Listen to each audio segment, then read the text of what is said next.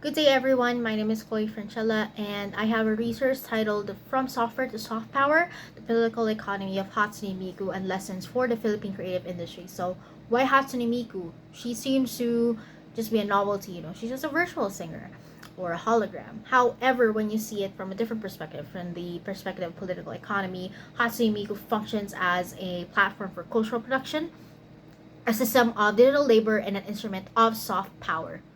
Originally developed by Krypton Future Media using Yamaha's Vocaloid engine, Hatsune Miku was designed as a voice synthesizer software.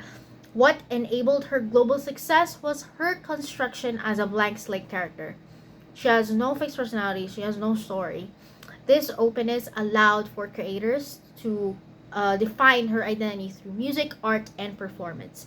So, as thousands of producers worldwide created songs using her voice bank and shared them on platforms like Nico Nico Doga and YouTube, Miku evolved from software into a global cultural icon. Importantly, this transformation was driven not by a single performer, but by a decentralized creative community. So, from a political economy perspective, this system reveals a clear imbalance between creative labor and ownership. So, while creative production is widely distributed among fans and independent producers, IPs and most of the profits remain centralized under Krypton Future Media. And this revenue comes from, of course, the software sales, the holographic concerts such as the Miku Expo, which recently just happened in the SM Mall of Asia Arena last November, merchandising, and of course licensing. So this is evident in Miku's corporate collaborations. She appears as a playable character in Sonic Racing Crossworlds and as a featured character in Fortnite, where players can purchase her and her themed skins and emotes.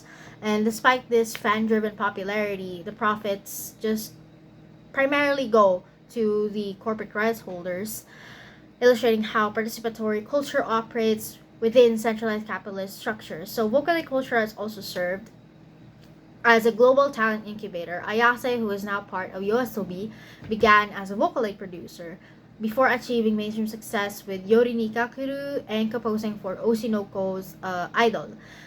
Similarly, Ado gained early visibility through Vocaloid covers before releasing Usewa, which topped the Apple Music Global chart. Awesome. These cases show how creators gain exposure through participatory platforms even as ownership remains external. So there are also Filipino Vocaloid producers such as Dasu, who is now featured in the Pump It Up Prime, and then Enzo Strack Coma became the first Filipino Vocaloid song included in Citus, and Steam pianists work Ang Cariñosa, which integrates Philippine history, which demonstrates the Filipino creative capacity within global digital culture.